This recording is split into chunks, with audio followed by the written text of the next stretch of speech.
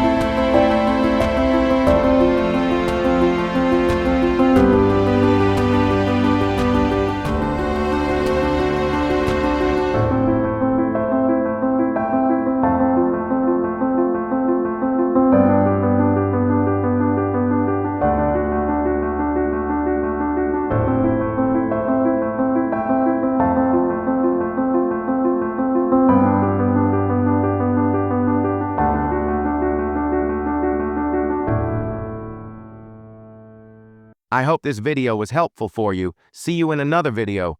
Goodbye.